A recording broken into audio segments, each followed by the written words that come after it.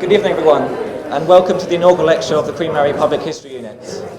This is an initiative which is supported and funded by the Queen Mary School of History, and our aim is to kind of engage the wider audience and the public in historical debate. That's why it's very fitting that we've got Dominic Sandbrook tonight, someone who has done very much to increase public awareness of history and engagement. Dominic read history at Oxford, St Andrews, and received his PhD from Cambridge. Afterwards, he was a lecturer in American history for 3 years, before becoming a freelance writer. He's written 4 books on British history since 1957, and also is a regular columnist for the Sunday Times and Daily Mail. Sorry, guys. And he also is now here to speak to us about Britain in the 1980s. And with that, please welcome Dominic Sandbrook.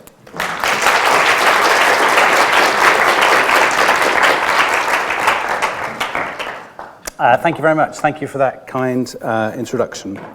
I'm really flattered that, and intimidated, that so many people have turned out on a cold Friday night. I think it's a real testament to the hard work that's been done by the Public History Unit under the dictatorial leadership of Patrick Higgins. Clearly doing great things to publicise history in the community, and I think that's a terrific achievement and a terrific goal. There's some disagreement about whether I chose the subject of the talk on the 1980s or whether it was in fact imposed on me by the organisers. Now, before I sort of get into the nitty-gritty of it, one thing I should say is that weirdly, although I'm often perceived as somebody who sort of is a decade mongerer, so somebody who sort of peddles history as decades, obviously, I think a decade is a slightly weird unit to use when thinking about history. We talk about the 50s, 60s, 70s, and so on, but of course, a given historical moment doesn't start in January 1950 and end in December 1959, or indeed 70 and 79. And decades are, I mean, they're useful insofar as the public, we all deal in them, and we all think about them, and we talk of the 70s and 80s. And they sort of structure the way we think about the recent past. So it would be odd to sort of do away with them altogether. But of course, they are ultimately arbitrary. The 80s, though, is perhaps slightly unusual in that it seems to work just so well. And I think looking at it, trying to take a sort of longer perspective, of course, the 80s are merely a sort of episode in the longer story of post-war Britain or 20th century Britain or modern Britain or whatever you like to call it. But they are, I think, a discrete moment. And what defines the 80s, I guess, depends ultimately on your viewpoint. It might be a liberalization of Britain and opening up to the world, an embrace of globalisation.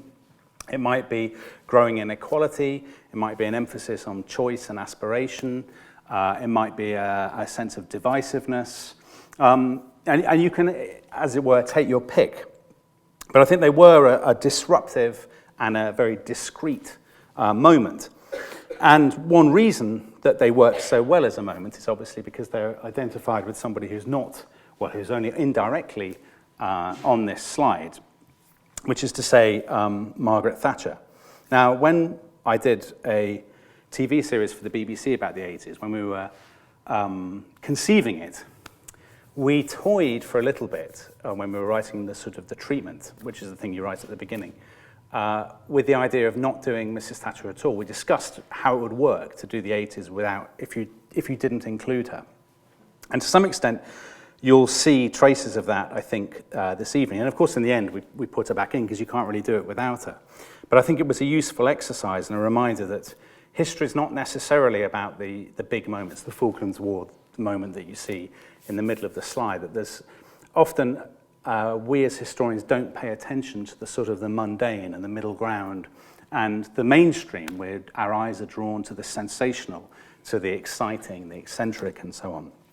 So when I was thinking about, when Patrick, I think the word is imposed, when he imposed the subject on me, and I was thinking about ways in, I thought it would be more fun, or at least less unfun, to, rather than sort of doing the Falklands and the miners' strike and the rave and the poll tax and so on, to find a way in that was at once ostensibly more mundane, but I think in some ways more revealing.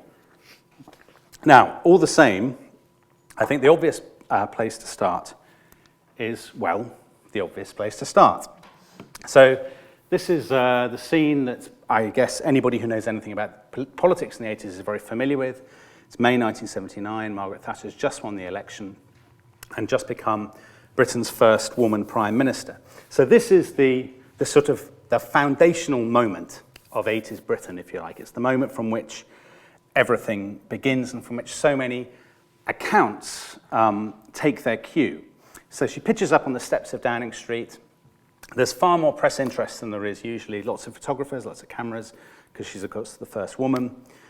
She gets out. There's a little crowd there because there aren't any gates in 1979. The Downing Street hasn't been closed off yet, so the public are there if they want to be.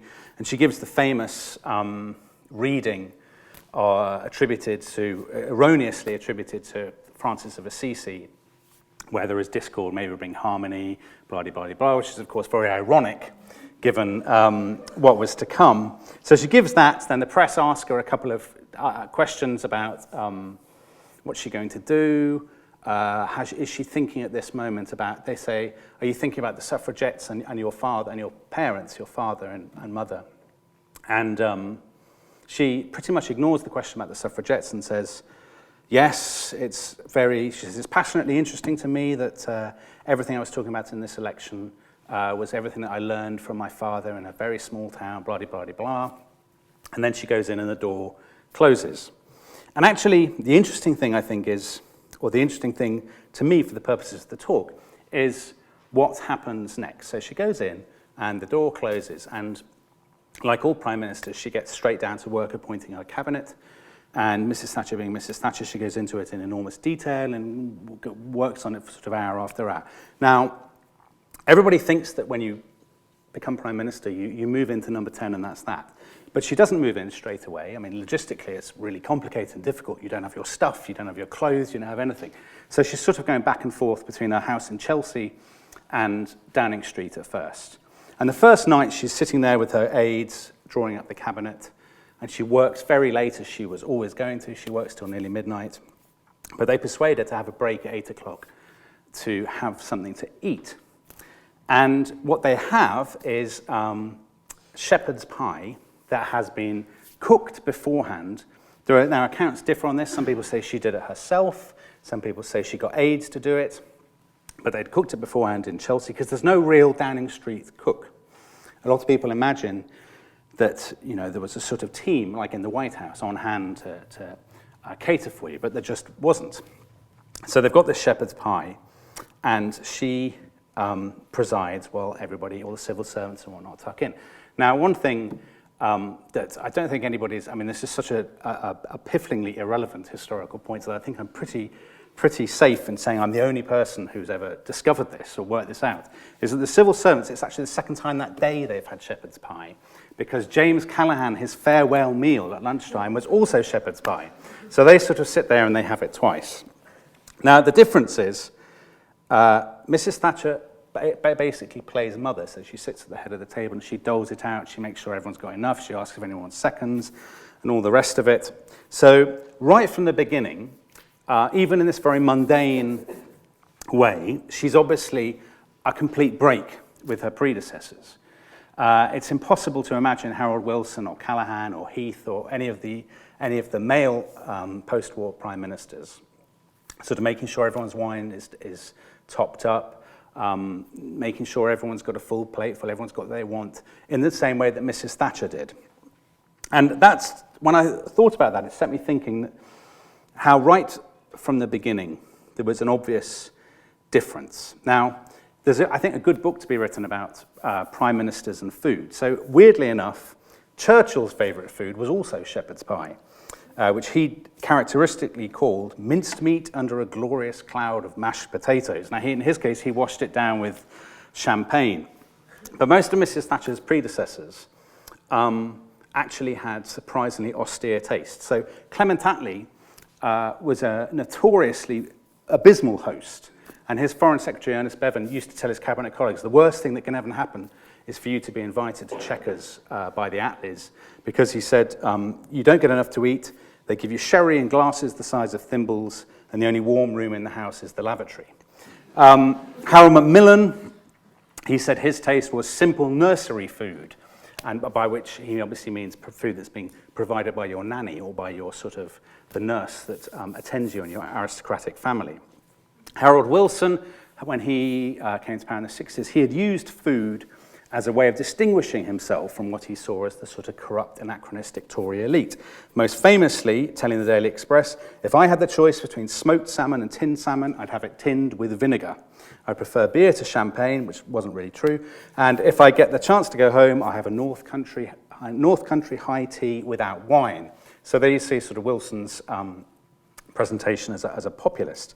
Ted Heath, who had working class origins, but had sort of tried to remake himself as a patrician Tory. His favourite food was oysters, rather like yachting. It was the kind of thing that upper class people did, so Ted Heath did it too.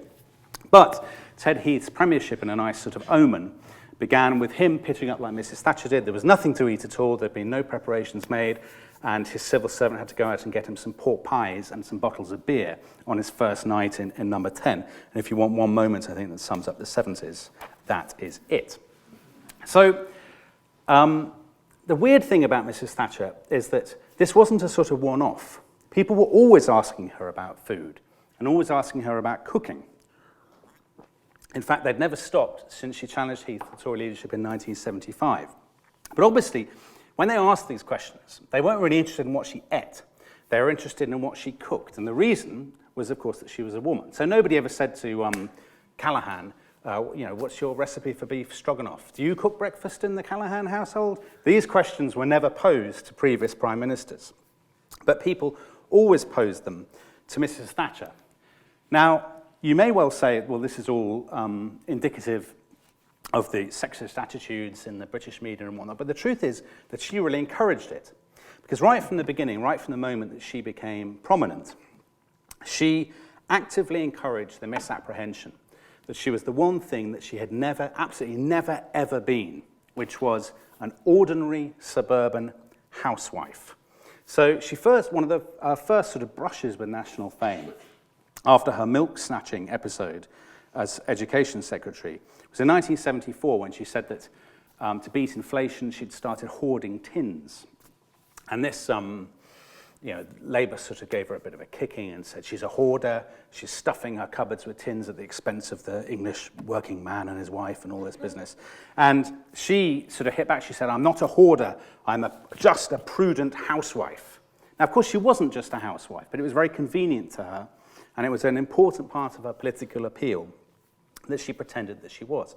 So when she challenges Heath in 1975, she put on this sort of photo stunt, washing up dishes in the kitchen, in order to project an image of sort of populist domesticity, I guess. So she's pretending to be something completely different from all the Tory leaders of the past. And that was exactly how she was reported. So the Daily Mirror says, first there was the kitchen to tidy, then the bathroom, a dash around with a duster, the shopping, the laundry. After that, she had to tidy up the Tory party, polish off Ted Heath, and give Britain a good spring cleaning. And the sort of way in which they talk about her is very much they're sort of playing into her hands.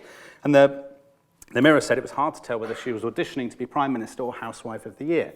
Now, weirdly, her big rival after Heath was knocked out was Willie Whitelaw, and he also allowed himself to be photographed doing exactly the same thing, to sort of compete for the title of Housewife of the Year. And obviously, Tory MPs decided that Mrs. Thatcher made the more plausible housewife and elected her as party leader. But then she kept hammering this theme all the way through the 1970s, and even after she becomes Prime Minister into the 80s.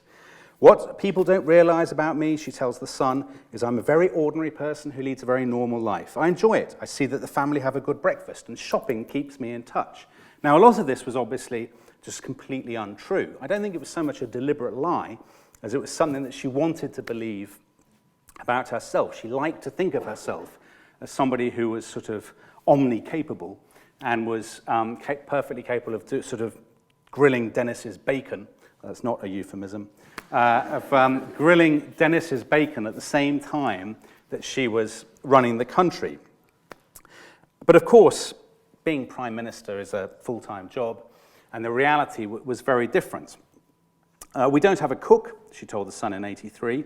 I never wanted one. I like cooking, and this is, I think, the truth of it. When I come back in late, what we really want is something simple. I think what she means is, I don't have time to do anything. So I no longer cook anything very complicated. Vegetable soup, inevitably something like poached eggs and toast, or toast and Marmite. So in other words, that's what her dinner is, toast and Marmite. Now again, you might think there was a Downing Street cook, but there wasn't. So either she did that, Dennis obviously was never going to dream of cooking, or more likely, more often, they would have Marks and Spencer's ready meals, or she would get the people who did the Downing Street catering at lunchtime would do her frozen meals, and she'd stick them in the freezer, and she would pay for them out of her own pocket. So I think what that's, you've got a sense there of the reality of what it's like to be a working professional woman in the most high-profile job in the country in the early 1980s, but also the persistence of the illusion and her desire to project the illusion, partly because it allows her to sort of dispel any sense of grandeur and to claim that she's still in touch with ordinary people and all the rest of it, but it also allows her to distinguish herself from her contemporaries and from her predecessors. They were all sort of tweedy men or whatever. She is a down-to-earth woman who knows what it's like to run a family budget and all the rest of it. And that illusion, I think the appeal of it went well beyond the walls of Number 10. So if you want to think of an image of a family eating or a family cooking in 1980s Britain, you could do a lot worse than this.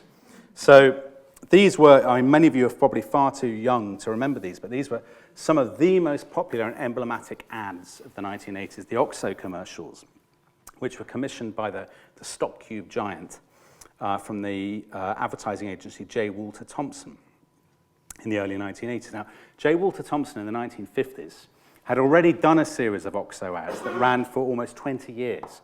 And they were about a couple called Katie and Philip, a young couple who were sort of typical 50s, affluent, aspirational, young, middle-class consumers. And this was a way of basically reviving OXXO, which was a slightly down-at-heel brand in the 50s, for the sort of newly affluent market. And they found it was enormously successful. They basically got too old. So they were pensioned off in 1976, and at the beginning of the 80s, OXXO bring them back. And most famously, with the most famous character, who became something of a household name on Loose Women and whatnot, Linda Bellingham, who was the mother, who became famous as the OXXO mother. Now, the thing about this is that actually, although the OXXO ads are often perceived in very nostalgic terms today, so we think of them as a sort of romanticized vision of the idealized 70s, 80s family, at the time they were seen as very modern. So J. Walter Thompson's research director said, although women still do most of the cooking, shopping, cleaning, and childminding, they resent being thought to be obsessionally preoccupied with housework. They see family life as chaotic and difficult. They see themselves as having many interests now outside the home. They value independence. And of course, Mrs. Thatcher herself would have agreed with every word of that. And when they first came out in 1983, the OXXO ads were seen as being a sort of breaking new ground in terms of the realism. A squabbling family, a harassed mother, the dad who just sits there reading the newspaper and all the rest of it. And giving a sort of insight into family life that, while still clearly idealized, took something of the flavor of what life was really like, particularly for middle-class families. So, for example, the OXXO ads were praised by, perhaps surprisingly, the Guardian's columnist Polly Toynbee, who said she was delighted to see a beleaguered mother and 3 realistically horrible children fighting, moaning, groaning their way through family life. So they're sort of poised, like so much 80s culture, between an idealized illusion, I guess, rather like Mrs. Thatcher's own self-presentation, between idealized illusion and harassed reality. But there was one thing about the OXXO ads, in the context of the 80s, was very obviously completely unrealistic. And this was nothing to do with the family dynamics, so much as what they ate. So basically, you've got a working family here, a working mother, who every time the ad appears, so you're led to believe every mealtime, is serving up this sort of big meal, home-cooked meal for her family. And of course, in 80s Britain, that was becoming less and less the reality, because what was increasingly popular was this, the ready meal. So if you think about it, you've got a country here with a woman prime minister, a country where 2/3 of all women are now going out to work, where half of all mothers are going out to work. So these are the highest proportions in Europe. And what's more, the average British worker in the early 1980s spends more hours at the factory or the office than their American or their French or their German counterparts, and they take fewer holidays than anybody else in Europe. So you have a working culture in the 80s that is becoming, we talk today of a 24-hour working culture and all the rest of it. But in the 80s, you've got a working culture that's becoming a lot more pressurized and more intense, more demanding, and so on. And of course, because you've got such high unemployment and rising unemployment, people are terrified of losing their jobs. And that if there's a further downturn, they'll be the first out the door. So people feel impelled to put in more and more hours at the office. So not surprisingly, every sort of index, every statistic shows that actually, rather like the Prime Minister herself, most women in the 80s spent less and less time cooking than ever before. So in 1981, already Penguin was bringing out a sort of a specific commuter's cookbook that claimed, rather like Jamie Oliver, perhaps slightly, how should I put it, made the perhaps slightly overambitious claim that you could start and finish the recipe in half an hour and all be done and dusted, which, as Jamie Oliver fans will know, is not always the case. Now, of course, there've been sort of convenience foods of various kinds. There've been TV dinners since the 1950s, but they'd always had quite a down market image. And the real turning point was in, of all points, 1979, the same year that Mrs. Thatcher comes into office, because it's in that year that Marks and Spencer's started doing ready meals.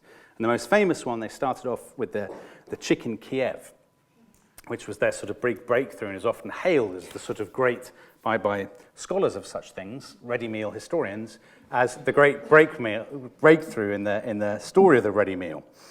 And the point, according to Marks and Spencer's product developer, was that British public are entitled to be able to buy restaurant-quality food to enjoy in their own home. Now, that's actually quite an ominous statement if you think about the quality of a lot of British restaurants in 1979. But the point is that this is targeted at a different kind of consumers from the ready meals of the 50s and 60s. So it's affluent, professional women, above all, working women. That crucial dynamic, that crucial demographic that I think was going to change so much of British social and cultural life in the decades that followed. And of course, it was a tremendous success, followed by lasagna, as you see, chili con carne, all these other things, and then all the other retailers get involved as well. Now, of course, all these things right from the beginning had their critics. But what the food industry spokesman would always say, and understandably so, was that these things were essential. As in 1968, the head of the British Food Manufacturing Industries Research Association, and the sort of title tells you something about how industrialized food was becoming. He said, without ready prepared meals, boil-in-the-bag packs, instant coffee and mashed potato, our present industrial life with so many married women engaged in occupations outside the home would be difficult, if not impossible. And by 1979, the nation's third biggest provider of frozen food, which was a company called Ross Foods, still exists, said, a fundamental change in British eating habits has begun. The typical household menu of the mid-80s will be foreign in origin, fast and frozen. The kitchen will be a center for the unwrapping of ready-made portions from the freezer and the takeaway food shop, less of an everyday cooking workshop and more of a family distribution center. And that sounds a sort of hellish prospect, but of course is the reality. They were right on the money, because all the trends that had given rise to things like this would continue in the years that followed. And of course, what it was driven by was not just the pursuit of convenience and the newly pressurized world of work in the 80s, but the simple reality of technology. So here you have Jimmy Tarbuck, posing with his nice microwave. And of course, the appliance that more than anything else comes to sum up the new sort of domestic landscape of the 1980s was the microwave. Now, people often think that the microwave is a sort of 80s invention. Actually, there had been microwaves since 1959, but people were often very reluctant to buy them, both because they were huge, they were very expensive, and there was a sort of popular fear of radiation poisoning. People would often write articles saying, if I stick my head into the microwave, will I become irradiated? If I'm trapped in the microwave, will I die of radiation poisoning? And both of those things are, I believe, true. You would be. But it would take an enormous effort, I think, to irradiate yourself in that way. And it's funny to look back and to sort of look at the way in which, at the turn of the 80s, microwaves were perceived as these sort of miraculous scientific breakthroughs. So there's an article in The Guardian at the turn of the 80s in which the writer says she's just bought a microwave. She was always very suspicious about it. And when she tells you what she's been doing with it, it's absolutely terrifying. She says, within 8 minutes, I could be enjoying a trout cooked to perfection and covered with melted butter and almonds. I can assure you this, a trout cooked in a microwave will not be cooked to perfection. She makes soups in a microwave. She makes pâtés, beef stroganoff, peaches in gammon. Who knows what that could be? Suet pudding. She says, some manufacturers even suggest you can dry your rain-sodden newspapers or curl your false eyelashes. To make tea, put the tea bag in a cup of water and microwave. And as a recommendation to Guardian readers to impress their friends at their trendy Islington dinner parties, she says, pop a slice of processed cheese on top of your vegetables and melt in the microwave for a few seconds. Again, another terrifying prospect. So by the end of 1983, they've sold about 1.5 million of them. And then there's a sort of tipping point, as there always is with gadgets, as we know now, iPhones, iPads, whatever. There's a sort of tipping point, and that tipping point is 1984, when the demand is about 100,000 microwaves a month is being sold. And then at Christmas 1984, there's this huge rush, and it's the most popular product of its kind. Oddly enough, Mrs. Thatcher herself did not have a microwave, although her ghost-written memoirs claim that she did. She actually went to Asda in Leeds in 1988. I'm sad enough to have tracked this down. She went to Asda in Leeds in 1988 and told the staff there that she didn't really believe in them. Like a lot of older women, she was suspicious of something that seemed to be so fast and so sort of miraculous and whatnot. So that's, if you like, life at home. It's becoming defined more and more by convenience, by time being compressed as people are spending longer at work, by the pursuit of speed and all the rest of it. But what about at work? Well, of course, particularly for sort of middle-class professionals, in the years before the 80s, this was the sort of golden age of the long lunch, drinking wine, all the rest of it, sort of places that places that their entire business model was business lunches, because you could get them on tax breaks and all the rest of it. But as that became eliminated, and more importantly, as the working culture became so much more frantic and more frenzied, so what people ate at work changed too. And I think this too is another revealing way to look at the sort of wider landscape of 80s Britain. And the key movers here, I think, were the people who came from America in the 70s. So we think the city all changed in 1986 with Big Bang, but in many ways a lot of the big American banks had come already in the mid-70s. And they brought with them a working culture that was very different and has now, of course, completely influenced our own.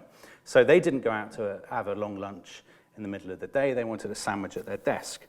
Now, the problem was that sandwiches in Britain had a well-justified, abysmal reputation. So here you see some appetizing 1980s era British rail sandwiches. So there were two sort of images of sandwiches, really, sort of political images of sandwiches.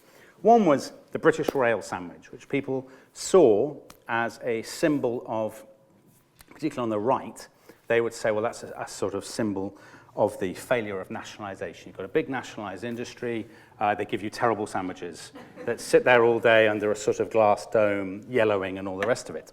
And in fact, sort of conservatives had a bit of a history with sandwiches, because in the 1940s, the Daily Mail, that splendid paper, had used sandwiches as a metaphor for what it saw as the oppression of the middle classes by the rapacious Attlee government. So they in fact told a story which they said summed up Britain in the 40s, of a commuter on a train whose briefcase fell open one day and out fell 4 jam sandwiches. The story was actually headlined, 4 jam sandwiches.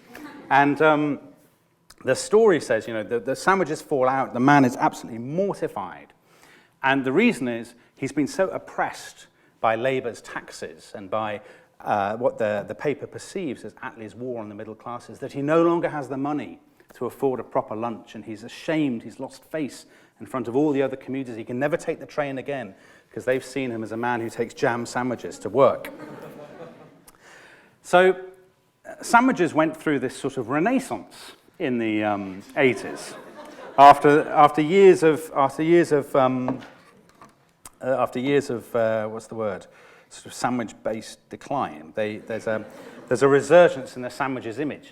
And weirdly, one man in particular is responsible for doing it. He's a man called Robin Burley. Now, he was the son of a very famous 60s nightclub owner called Mark Burley, who'd opened a club called Annabelle's, which was very trendy at the time. And Robin Burley sort of moved in the set of Sir James Goldsmith, Zach Goldsmith's father, people like that. There was a man called John Aspinall, who owned a private zoo.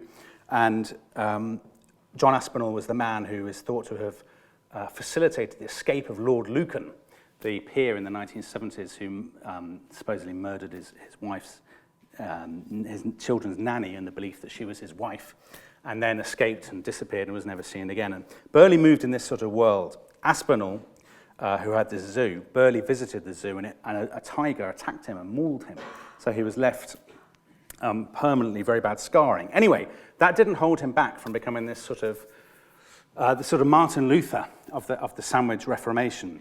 Because in 1979, he opens this sandwich bar in Fenchurch Street, which is the first real, there have been sort of sandwich bars before, but they've been very down at heel. So this is the first sandwich bar that is catering for city workers, people from the middle classes, people who, it's a sort of aspirational sandwich bar, if you like. So their sandwiches are around £1.50, which is about £6 today. You could have them with lager and Côte du Rhône and Muscadet and all the rest of it. And it proves tremendously popular. Of course, he didn't do it single-handedly. It was part of a trend, but the newspapers liked him because he was of this sort of colourful backstory. And suddenly, there's this sort of stuff about sandwiches in the early 80s in the papers. Of course, Marks and Spencer's get into the sandwich market at precisely this moment, and Boots. And most famously, this is the decade that sees the birth of Pret-a-Manger. So Pret-a-Manger is a company, we're all obviously familiar with Pret-a-Manger. Pret-a-Manger is a company that trades on the new image of the sandwich. Sandwich is an ethical purchase because they make it themselves and they give the leftovers to the homeless and all the rest of it. But sandwiches is kind of aspirational, as using aspirational ingredients, foreign ingredients, as Moroccan recipes, all the rest of it. And this is a completely different image from the one that preceded it in the 60s and 70s. Now, weirdly, if you go on the, again, this is a thing that only I am sort of deluded and deranged enough to do. But if you go onto the Pret-a-Manger website, there's something really weird about Pret-a-Manger's history. So the website claims that it was founded in 1986 by 2 men, and this is a very 80s touch, they'd been studying real estate at the Central London Polytechnic. And then they decide, they start out as surveyors and sort of would-be property developers, and they decide there's more money to be made from sandwiches. So they set up their first sandwich bar at Victoria. But actually that's not quite true. What they did was they bought a defunct business called Pret-a-Manger that had already failed in Hampstead in 1984. So somebody else had set Pret-a-Manger up. It didn't work out, and these guys bought it. And the first guy, he didn't get the idea just because it occurred to him because he was a genius and he'd seen a gap in the market. He got the idea because he was copying it from New York, from delis in New York. And of course, what that is indicative of is that this is a decade, probably more than any other since the 1950s, where many people in Britain, where many British businesses, entrepreneurs, tastemakers, and all the rest of it, were very self-consciously copying what was going on in America. And the perfect example of that in many ways is fast food. So Kentucky Fried Chicken had come in, their first outlet was opened bizarrely in Preston in 1965, and they were still, by the end of the 1970s, by far the biggest American fast food outlet in the country. But McDonald's has started to get in 1974. And they opened their first outlet in London. They were beginning to roll them out. And it's funny to look back again and look back at as with microwaves, look back at what people made of it. Because people clearly weren't sure what to make of McDonald's. So the first mention of McDonald's in the Times is of a roundup of places to go for a pre-theatre dinner if you're going out in the West End. And McDonald's is one of the options. And the review ends by saying, "I would regard a pre-theatre snack here as a really desperate measure." Still as true today as when it was first written. Now, The Guardian, as you might expect, was very down on McDonald's, even more down. But it was down on it not because of sort of pre-theatre considerations, but really, I think, because of American considerations. So it said, in the shiny, shiny fast food stores where every sales host and hostess smiles a fresh, disposable smile, service is smoother than even the Concord Lounge at Heathrow. Here is sanitized scoffing such as the British have never known. Obviously, all bad things in the Guardian's eyes. And the writer says, why is it that we've had Americans? Why have Americans come here to do something that we could perfectly well have done ourselves? Why have we proved such suckers for American fast food outlets when we're perfectly capable of cooking our own burgers and chips and all the rest of it? And of course, the answer is that these restaurants succeeded precisely because they were American. Because this was one of those moments where the image of America, I think, in the sort of British imagination goes through peaks and troughs. I think we can all safely say it's about to enter a very deep and dark trough. But in the 1980s, although, of course, there were plenty of people who loathed Ronald Reagan and lots of people who joined CND demos and all the rest of it, I think it's fair to say that among the public at large, it was a peak in terms of fascination with American culture, American films, American telly, American habits, and so on. And American food was a very big part of that. And what you were buying into when you went to one of these American restaurants, there were, almost every month, there was a new outlet appearing somewhere in Britain throughout the course of the decade, a Burger King, a Kentucky Fried Chicken, a McDonald's. There was even I was disturbed to discover there was a brief experiment by a chain called, unbelievably, Trump's, which I think is probably nothing to do with Donald Trump, but it's conceivable given he has experimented, hasn't he, with Trump steaks, which I believe are not as palatable as they might be. Anyway, when you went into an American restaurant, what you were signing up for was a slickness, a kind of speed, and an impression, I guess, of modernity and of fashion that you just wouldn't get from a British restaurant. A Wimpy or whatever would not have the same connotations. And then when you get into the middle of the 80s, these places face a big choice. So McDonald's and Kentucky Fried Chicken, who have been the two rivals for the hearts of the British consumer in the mid-80s, they go different ways. So Kentucky Fried Chicken, their market research showed that by about 1983-84, they were appealing above all to low-income groups, to people who were unemployed, who didn't have the money to eat anywhere else, or people who would go after they'd come out of the pub, particularly young men, unemployed young men. Now, McDonald's were very keen not to have that image, so they went out of their way with branding, with advertising and whatnot to appeal to families. That was the key to it. So the Observer in 1984 runs a piece, Britain seems full of middle-class parents protesting that they only go to McDonald's because the kids drag them in there. 2-year-olds are seen climbing out of pushchairs to pull their mothers in. Now, that may sound melodramatic, but I can attest from personal experience that is pretty much true. So I remember going to my first McDonald's in either 1982 or 1983. I can't quite work it out. I know it was Robert Greenwood's birthday party in Telford, and we went to McDonald's, and it was the first time I'd ever been in. Ronald McDonald was there. He distributed balloons. At the end, we were given a guided tour of the kitchen, and the thing that really caught our imagination, which was what they described, it was an American, even in Telford, so that was all the more exciting, the garbage chute. So we were very excited by that because it reminded us of the trash compactor in the Death Star in Star Wars. And I genuinely went home, like so many children of the 1980s, and said to my parents, I have been to the most amazing place. We must go back straight away. And like so many children, and as the Observer had predicted, my middle-class parents eventually would give in every now and again at weekends and be dragged in. And that, of course, has been McDonald's business model to an extent ever since. And what it's, if you wanted to sort of tease out two historical implications of that, one is the way in which the family was at the centre of was increasingly at the centre of Britain's economic and cultural life in the 80s, and an idea of the family, rather like the OXXO family that I showed you earlier. And the other is the increasing importance of children in consumerism. So if you go back to the sort of youth culture of the 50s and 60s, the people who'd been really driving that, the most important consumers from the point of view of companies, were teenage girls who were entering the workforce for the first time, leaving school and getting money in their pockets. But by the 80s, the two crucially important consumer groups are, as I said earlier, sort of professional affluent women and kids, and they're the people that advertisers are turning to more and more. But the other thing that the Americanization of food obviously reflects is what you might call food as globalization. And obviously this is tied in with immigration and the imprint of, by the 80s, 3 decades of Commonwealth immigration into Britain. So by 1982, if you look at the Good Food Guide, which is the sort of survey of what was supposedly the best restaurants, the Good Food Guide entries for London alone, there are 18 Chinese restaurants, 16 Italian, 12 Greek or Turkish Cypriot, 4 Spanish, 3 Japanese, 2 Portuguese, and 1 each from Germany, Afghanistan, Hungary, Korea, Lebanon, Sweden, and Thailand.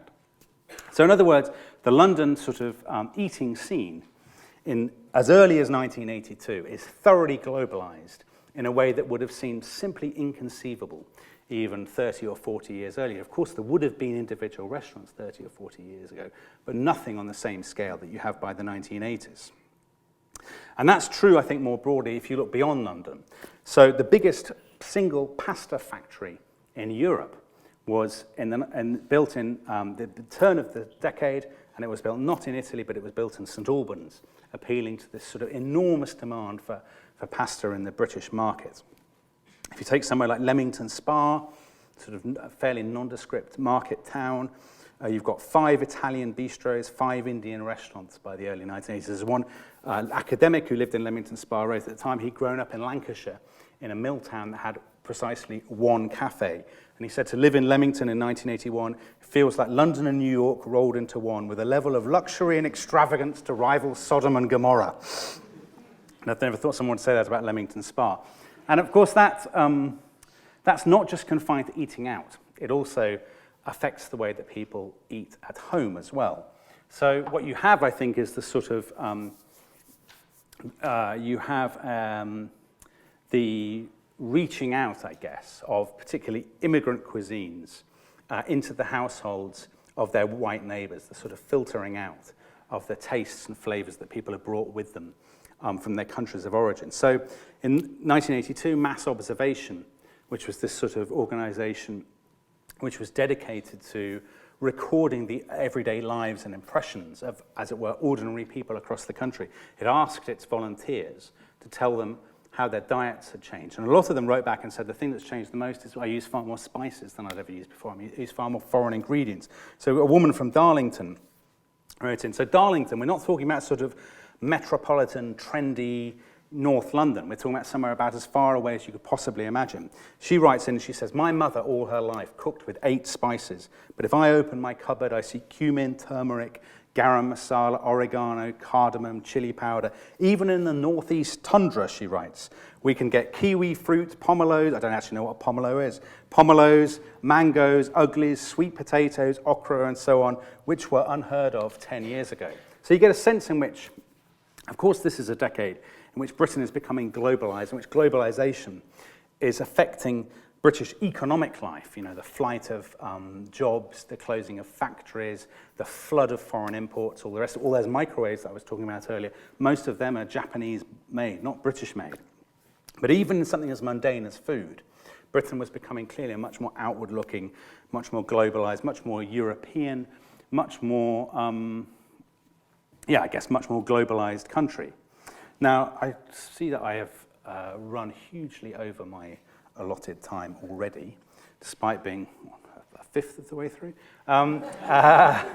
So I'll move on quickly. There's one more thing I think, one more institution I want to talk about, particularly as an indicator of change. So I've talked almost exclusively about what people ate as a sort of window into the world, the changing world of the 1980s. But what about what people drank? Well, there were two, I guess you pick two drinks if you wanted to sum up 80s Britain. One of them is not on the slide. One of them is sparkling water. So sales of sparkling water between 1980 and 1915, and between 1980 and 1989, they went from 12 million bottles a year to 159 million bottles a year. Of course, sparkling water is, I hope there's no representatives of sparkling water firms in tonight, but it is, of course, the most amazing the most amazing way to get you to part with your money. And what it relies on are two things that are such crucial cultural forces in the 80s. One is the idea of aspiration. So you drink Perrier water, sparkling water, what a brilliant ad slogan that is, sparkling water rather than just fizzy. By drinking that, you're identifying yourself as somebody sophisticated, somebody with a sort of élan, with a je ne sais quoi, all the rest of it. And the other thing is the health benefits. So the Perrier ads, there were two slogans. One was "Oh la la," O written E-A-U.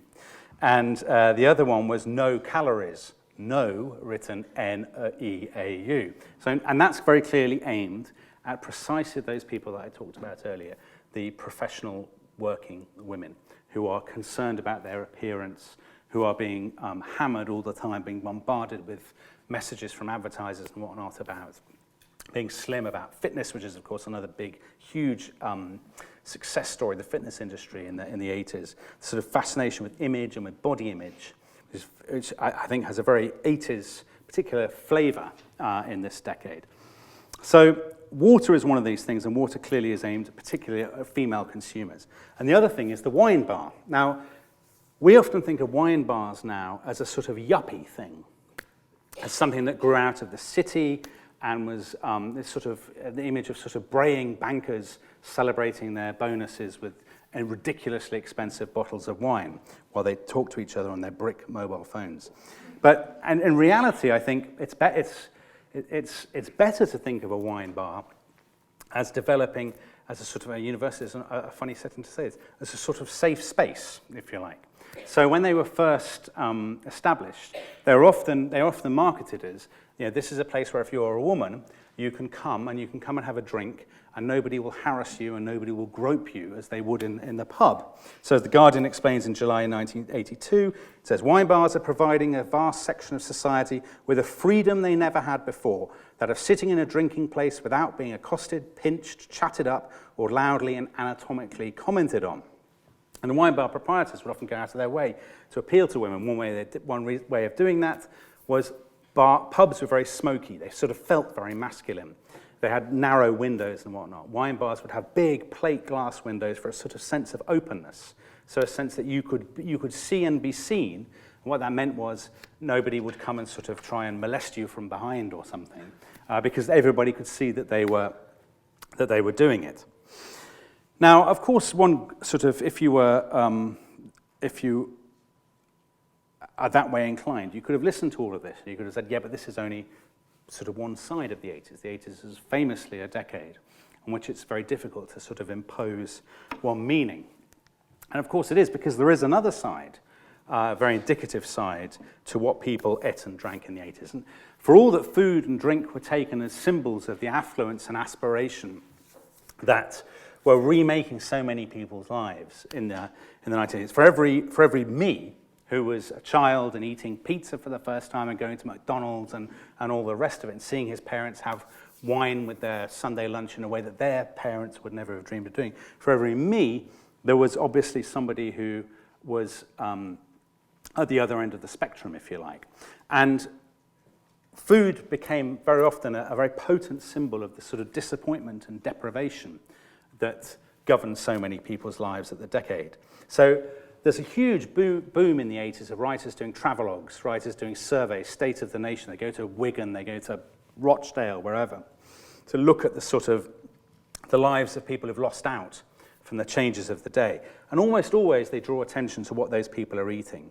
So People like Beatrix Campbell, feminist writer, people like Ian Jack, who still writes for The Guardian and The Observer, they would go to these places and they would say, there are families, they see the ads on TV for OXXO and After 8 Mints and Black Magic, and they see their neighbours eating their Marks and Spencer's chicken Kievs, but they can only afford beans on toast because they're unemployed, because the benefits have been cut so much. And they would use the difference in what people ate and difference in diet as an indicator of inequality, and with good reason. One family in every 20 in Britain spent more than £100 a week on food, even in the early 80s, even in 80s money. But at the same time, another family in 20 spent less than £10 a week. So that gives you an indication of the vast differences that were already beginning to develop. And actually what you've got here is a miners' welfare club in 1984. And here's the sort of classic example of food becoming a sort of political symbol. Because you've got welfare clubs, you've got miners' wives, you've got sort of support groups, volunteers, all the rest of it, who club together to try and provide food for the miners who, as they're seeing it, are sort of standing up to the juggernaut of Mrs. Thatcher's revolution. I mean, to give you an example, here's a Derbyshire mother of 3 whose husband was out from the beginning of the miners' strike in 1984. She says, my boys, i.e. her children, my boys only get 1 meal a day, sausages if they're lucky, and smash, instant mashed potato. Proper potatoes are too expensive. No fresh vegetables, no biscuits, 1 pint of milk a day for the whole family. People would often talk about, older miners would talk about their memories of the sort of gastronomic deprivation of the past, of the 30s and of the 20s. So, for example, in South Wales, there's a man called Eddie Thomas, 66 years old, former miner. He tells visiting reporters, he says, I remember queuing with my brothers and 150 other people for a cup of soup in the village in the general strike of 1926. He said, I never thought that it would come to that sort of thing again. But of course, for many people it had. That's what gives the 80s their peculiarly sort of polarized flavor and image and whatnot. And of course, one person above all is associated with that. Another Derbyshire miner's wife says, there's no doubt about it, Thatcher is trying to starve us out. And Mrs. Thatcher, of course, became the personification of division. And to some extent, I guess, the personification of change. Now, of course, that division between rich and poor, that inequality had to some extent always been there, but it acquired a new edge, not just because the figures showed that it was widening, but because it was articulated, because it was represented and embodied so stridently by the Prime Minister herself, who famously called the miners the enemy within. Today we see her not just as the personification of division, but as the personification of change more broadly. So you've got her here on the left. She's actually in, I think, Poland here. She's going at the end of the 1980s, and she's sort of touring the markets, almost as a sort of conquering heroine, the woman who's, in her own mind at least, is winning the Cold War. And on the right you have, she looks slightly unimpressed, admittedly, by her, what I believe is a Big Mac. I don't think she was McDonald's target consumer, to be fair. Of course, in many ways, it's weird that we treat Mrs. Thatcher as the symbol of the 1980s, because so many of the cultural and social trends of the decade completely passed her by. I mean, she's a late middle-aged woman. She's sort of locked in a Downing Street bunker most of the time. You know, she's hardly sort of. It's odd that she is the symbol of the decade that gave us Rave and Gaza and Duran Duran and all the rest of it. But in the kitchen, at least, I think she is very representative, because as a working professional who found very little time to cook and relied on ready meals and used her freezer and all the rest of it, she feels very like, oddly unlike a lot of women of her own generation, but very like the younger women who are coming to the fore in the 80s in the workforce and would end up defining a lot of the trends of the future. But of course, in this case, when you think about it, I mean, she's obviously not setting the agenda. She's not causing the changes that happen. She's merely a representative of them. She's merely responding to them. And I think actually when you sort of step back from the period, that's true more broadly as well. So here are some of the obvious trends. You've got computers here, the ZX Spectrum, rising unemployment, the death of industry, the rise of the city. Now, these are all things that we instinctively associate with Thatcher and Thatcherism, particularly maybe not so much computers, but particularly unemployment, the city, the death of industry, and so on. But actually, I think that's to over-personalize. I think these are very clearly all trends that predated her coming to power and would almost certainly have worked themselves out in very similar ways, whether she had been in power or not. I think it's fanciful to imagine that had Mrs. Thatcher never come to power, unemployment in Britain would never have gone above 1 million, because after all, it had gone to 1 million in the 1970s. It's fanciful to imagine that we'd have remained with full employment. Unemployment would never have shot up. It's fanciful to imagine that the factories wouldn't have closed, and indeed that the city, which had been a motor of capitalism for so long, which had begun to change in the 1970s, would not have changed in the way that it did. And in fact, the more that I think about Mrs. Thatcher in the 1980s, the more I'm struck by the way in which, in some ways, it's what I would think of as the sort of last redoubt of what used to be called great man, or in this case, great woman history. So historians, as you all know, now think you'll never find a historian, or very rarely find a historian, who believes that history is shaped by a few individuals at the top. Frederick the Great, the Emperor Justinian, Genghis Khan, whoever it might be, sort of Thomas Carlyle view of history, that these figures incarnate and that they bend history to their will. We don't think of history that way, but the way in which we talk about the 80s, and particularly people who are interested in politics talk about the 80s, seems to me to still reflect what in other spheres seems a very outdated way of thinking. And I think the more you widen the focus, actually, particularly out from Britain, you look at what was happening in other countries at the same time, the more Mrs. Thatcher seems less and less important. I always think, what would have happened to Britain if she'd fallen under a bus in 1978, or if she'd never become Prime Minister at all? What would have happened to Britain if Labour had been in power all the way from 1974 to 1990? Would things have been that different? And I think, when you look at the mundane things that affected most people's lives, the sort of texture of daily life, the flavour of life in Britain, if you like, if you'll forgive the pun, that was inadvertent. I think she seems much less important.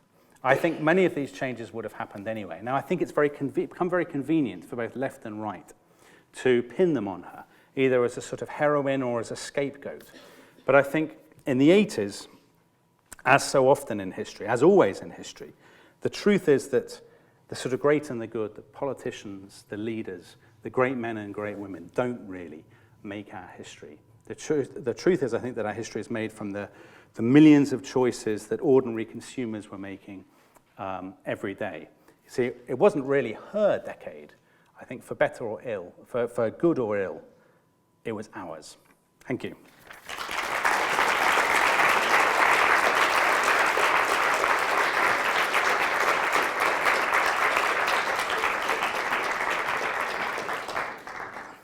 Thank you. That was an excellent lecture from Dominic. We now have time for some questions. So if you raise your hand, I'll bring out a mic to you. Cue the abuse.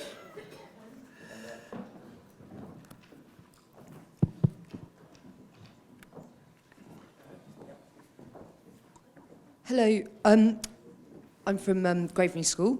I'm really interested in your idea that Thatcher kind of reflects the changes that were already taking place in 1980s Britain. I think that's certainly true, but I wonder what you think drives then the propensity on the left and right that you spoke about to think about somehow the 1980s being different. So why do we do that? Why do we kind of ascribe all of those changes to Margaret Thatcher when in other studies of history we would think about it quite differently?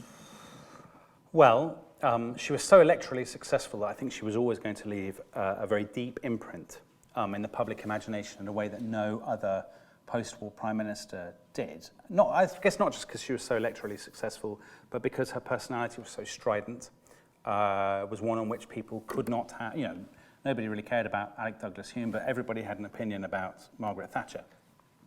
So she was always going to leave a very, she was always going to leave a very polarizing impression. I think for the left, clearly there's an element of the left for whom she's just, the worst person who's ever lived.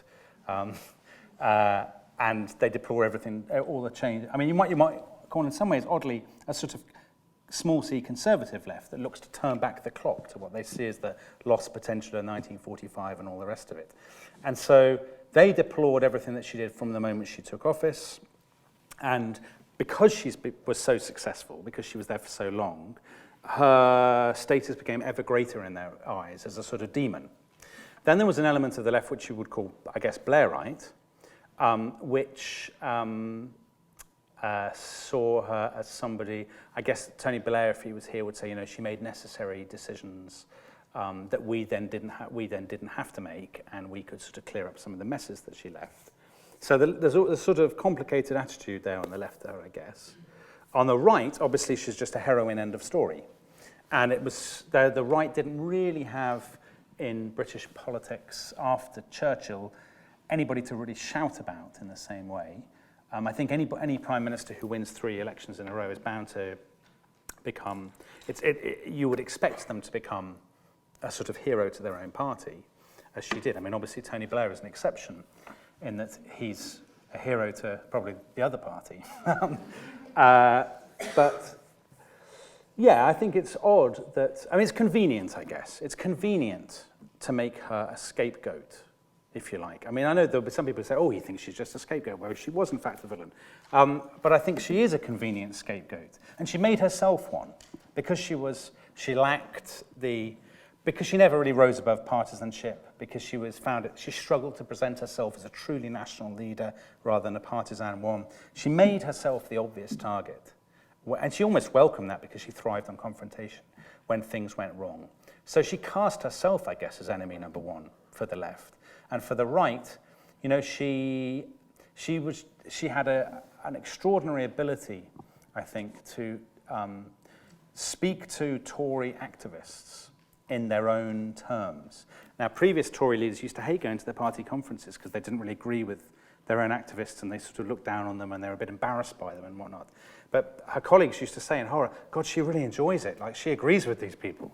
And I think, you know, nobody else since her, maybe Theresa May to some extent, has the ability to sort of touch, to exude complete sympathy with their own supporters. And I think that's why they view her so fondly, even despite the fact that actually, well, I think when you look at her policy, she was much more pragmatic and cautious than her subsequent reputation suggests.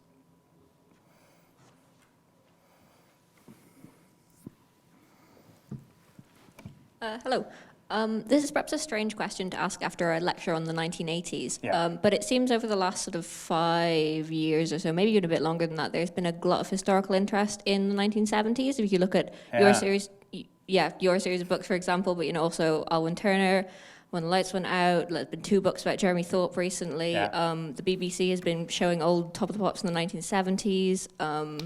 You know, even a bit further back, like novels by Jonathan Coe. Like there's, I don't know, there's a lot of things. So yeah, why is this? And also, is this actually the case, or is there a more broad glut of interest in the recent past, kind of 1945 to 1979, and we're just kind of in the stage where historians are working through it? Like, I think David Kynaston will he ever get there? Like, he's taking so long to get through the 1950s. Hopefully he won't, of course. Because he'll catch up with me. Yep. But yeah, why is this, or is this just a thing that we're going through now, and we'll go through others later? I think it's partly there's a kind of unwritten 30-year rule. I mean, there used to be a 30-year rule in the papers, but I think there's a kind of 30-year rule. You know, A.J.P. Taylor wrote his book about Britain between the wars in 1965. So there's a sort of, about 3 decades after the event, people start to treat events, I think, as history.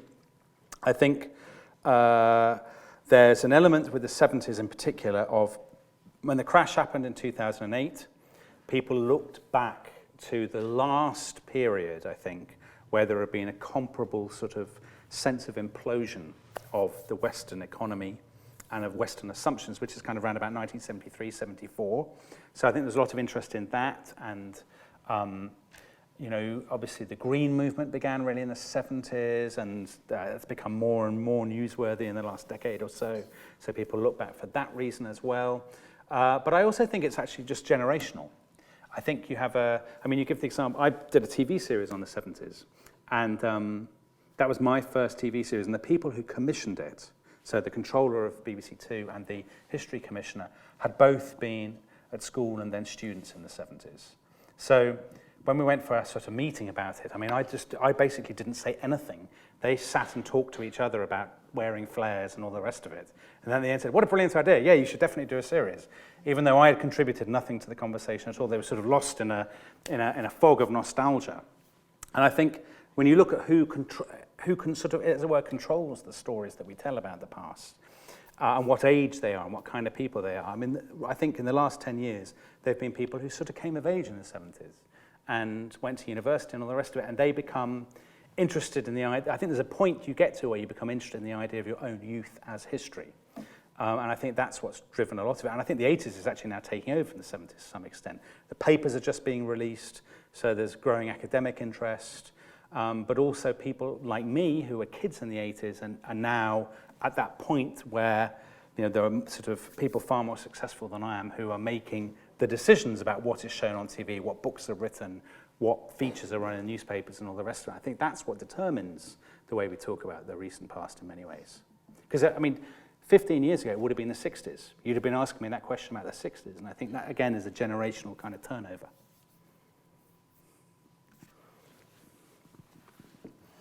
Hello.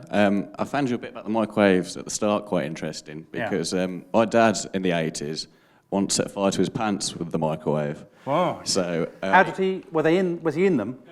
No, thankfully, or maybe not. He was drying them for a meeting, put them in the microwave, and caused a small but significant fire. So that explains a lot about the. Not quite sure what people had to do with the microwave. Perhaps you could say that in your next lecture. Speak to people. My dad's age. He always says to me, when I was our age, 20, he knew people when his age now, 50, who fought in the war, and he said even in the 80s for him, growing up as a young man, the war was still very, very significant with his contemporaries and everyone his father's age and all his father's friends fought in the war. When, or if at any time, did we have a cultural divorce from the war, or if at all? Is that a generational thing? Are we still living with it now? Because I think there's still a case. I think it's a great question, actually. I think there's still a case that I think the war has left a deeper. Well, it plays a greater part in our imaginations as a sort of high point than it does for anybody else. In a sense, when this sort of Our Island Story version of British history, the war is. I mean, to use a sort of analogy that would appeal to a child of the 80s, the war is our attack on the Death Star. It's our sort of climactic moment, if you like. Britain standing alone, all that sort of stuff that you often hear. And I think that still lingers, actually. And I think if the European referendum, I think memories of the war and the way we view the war play a part in that. But I think if you were picking a turning point where it's there was a slight backlash against it, I would say actually punk is a moment when that happens, because there you have people who are wearing Nazi symbols, who are sort of, as they say it, reclaiming Nazi symbols, or have songs, Belsen was a gas or whatever, who are sick of hearing their parents talk about the war.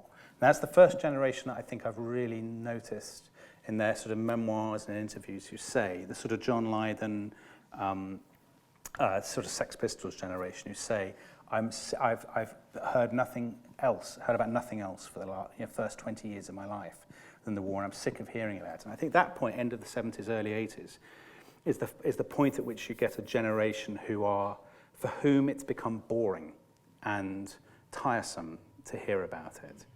But obviously the war did still leave a deep imprint. I mean, a lot of Mrs. Thatcher's first cabinet had been in the war. Willie Whitelaw had been a tank commander, for example. And some of them used to say, the problem with her is she wasn't in the war. She doesn't have the sense of national solidarity. She doesn't have the ability of the officers to talk to their men that you would have got through serving in the war. So I think that's the sort of turning point at which, the war starts to feel tired as a subject. You don't get war films being made partly because the British film industry has sort of imploded, but you don't get war films being made or war stories being told in the 80s in a way that you had even in the 70s with, say, Dad's Army or Colditz or something. Pass the mic down, just one more. How dirty a word is European Union for you? considering that the 80s were really the first decade where the European Union had an impact on what was happening in this country, with more and more experts, professionals moving to London, to England, industries. We had the Concorde. We had many agencies moving over here to food. Yeah, you mentioned the wine bar, very classic. So what role did the European Union play at that time? Well, it's a question of whether... And you didn't mention punk. So it's a question of, is it the European Union or Europe? And I think if you take Europe more broadly, I think Britain was quite clearly a much more Europeanized country at the end of the 80s than it had been at the beginning. You mentioned wine. I mean, people are obviously drinking wine. More people are going on European holidays. They're traveling to Europe. Europeans are coming to London in greater numbers. Many more children are going on language exchanges and so on. Even, you know, if anybody saw the TV series that we did on this subject, you know, IKEA coming to Britain at the end of the 80s. So you have a kind of a Europeanization, I guess. But at the same time, I think the image of what became the European Union changed dramatically in the course of the 80s. So right at the beginning, I think it was still viewed relatively sympathetically by a majority of British voters. And I think at the end of the decade, you've got a definite change, and a change particularly in the press. So it's in 1990 that The Sun printed their famous headline, "Up Yours, Delors," directed at Jacques Delors, which I think would be inconceivable in 1980. I think that now this is a sort of maybe a controversial area, but my sense is that views of Europe declined at the same time as a sort of a populist patriotism rose. So particularly with the Falklands as the sort of watershed, that as you know, people didn't feel, what's the word? There was a very low level of confidence in, as it were, Great Britain PLC in the mid-1970s. So you had record levels of emigration and so on. And then I think in the 1980s, clearly that's reversed. You can track it in opinion polls. And I think as that happened, I think to some degree it was always inevitable that as people reverted, if you like, to an older, sort of slightly populist patriotism, they would become maybe less favourably inclined towards the EU, which they had seen in the 70s as basically their lifeboat to get them out of the economic mess, the sort of 26% inflation and so on. And of course, Mrs. Thatcher both drives that and reflects it. So, you know, she had been pro-European in 1975. When she becomes Prime Minister, she makes the great hullabaloo about, "I want our money back," getting her rebate and fighting with the European leaders. And then by the end of the 80s, it's kind of no, sort of standing in the sort of ditch against European integration. And I think she is simultaneously driving public opinion, but also responding to the revival of something, of a kind of patriotic, a sort of island nation view of Britishness, if you like, which had been buried in the 60s and 70s with the retreat from empire, but I think was then surging up again. One more question.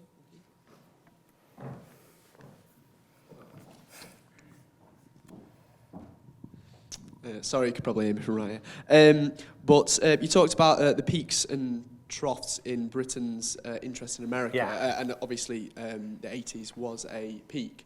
And obviously what you just talked about with the whole patriotism around Britain in this time, it seems to like go against each other, like we are more interested in America. Why are those peaks and troughs existing? Oh, well, I think it's a very complicated relationship we have with America. So basically there are always people in Britain who are very anti-American.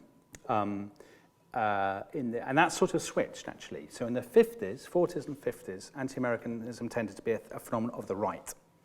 So right-wingers, sort of old-fashioned conservatives thought America is vulgar.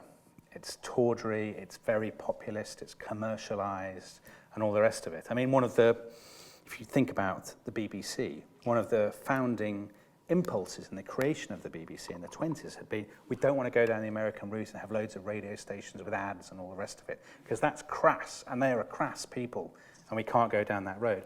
And then that idea of America shifts, I think, and anti-Americanism, partly because of Vietnam and whatnot, becomes much more phenomenal of the left. So the people who've been anti-American in the 80s would be on the left. There'd be CNDers, people who hated Ronald Reagan, thought he was going to cause World War III, and all the rest of it. And I think beyond that, if you look at people who aren't particularly political or don't perceive themselves as being political, I mean, it's partly a question of fashion. And America had not been fashionable, I think, particularly in the 70s, because there'd been a Vietnam backlash. The politics was a mess with Watergate and whatnot, sort of grubby. Hollywood in the 70s until sort of Jaws and Star Wars had been very introverted, sort of difficult films, dark and all the rest of it. And then in the 80s, obviously, America sort of recaptures, if you like, its sort of shininess, a sort of image of slick modernity and all the rest of it. And I think particularly for the sort of for particular sort of aspirational British families, if you like. I mean, my own is a good example. There was a sort of slightly conflicted attitude to America. So my brother and I, we were kids. We loved anything American. Would have crawled over broken glass to go on a holiday in Disneyland or something. Our minds were full of Star Wars and all the rest of it. And when American programs came on the telly, my parents would roll their eyes and say, "Oh, American, i.e., rubbish, must be rubbish."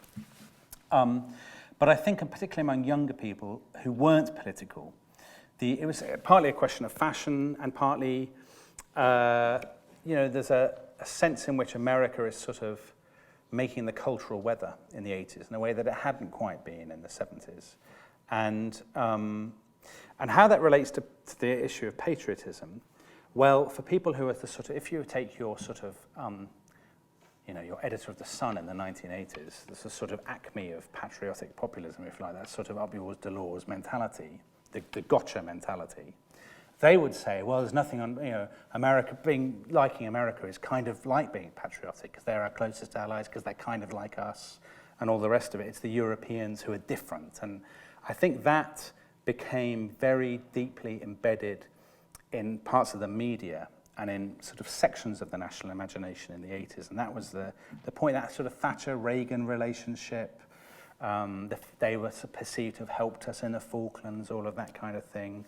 So I think people wouldn't have seen an inconsistency between being sort of super John Bull patriotic and being very pro-American. And I think you still see that. So, some of the Brexiteers, the sort of Daniel Hannans and the Michael Goves and Liam Foxes, would say, Farage is the great example.